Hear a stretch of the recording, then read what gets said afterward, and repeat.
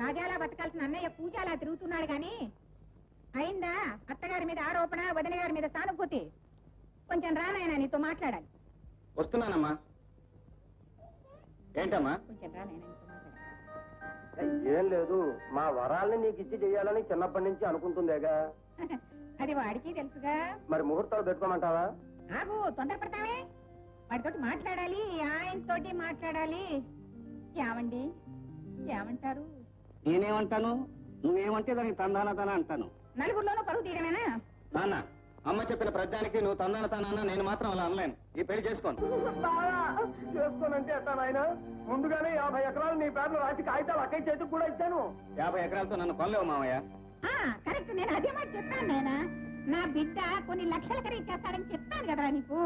ఏం చేస్తాం చూడానే వాడి దగ్గర ఉండేది 50 ఆ 50 ఎకరాలు నాకు ఇచ్చేశాడు ఆ పైన తల తాకట్టు పెట్టేనే ఏదన్నా సర్దుతాడు దాని గురించి నువ్వు ఆలోచించగా నీ సంగతి ఏమిటో చెప్పు నువ్వేమైనా చెప్పమ్మా ఈ పెళ్లి మాత్రం జరగదు ఇదేదో సినిమా డైలాగ్ లాగుందే చూస్తాను చెప్పు బావా అక్కయ్య ఏమిటి దారుణం నీ పెళ్లి జరగదా ఏమిట్రా అపశకునం మాటలు పెళ్లిళ్ళు జరుగుతాయి ఇప్పుడు నీ కూతురు కొంచెం క్రాక్ అని మా వాడికి సన్మానం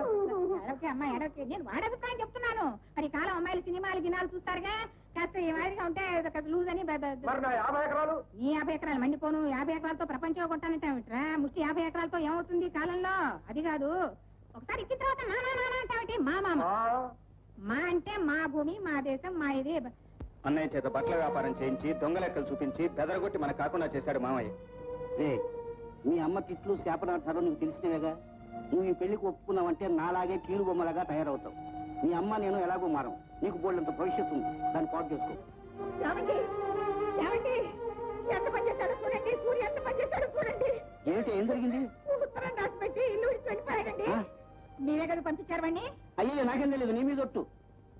తిట్లు దగ్గరికి ఒట్లు పెట్టుకుంటారా మీరు తేలండి తేలు పైకి అనిపించరు వాడికి పెళ్లి ఇష్టం లేకపోతే వాడి సంగతి ఏదో నేను చూసుకుంటుందని వాడికి అబద్ధాలు చెప్పి ఎందుకని పంపించారు పెద్దన్న ఎప్పుడు వస్తాడని ఎదురు చూస్తుంటే చిన్నన్నయ్య కూడా వెళ్ళిపోయాడు ఆ అదృష్టం అందరికీ ఉండదట్టే తల్లి అదే అదృష్టం అనుకుంటే వాడి వెనకాలే మీరు వెళ్ళి ఉండొచ్చుగా ఎవరాపారు తెరడంతా వెతికాను పావు ఎక్కడా కనిపించలేదు ఇప్పుడు ఎలా ప్రేమించేది ఇదొకటి నా ప్రాణానికి క్రాకు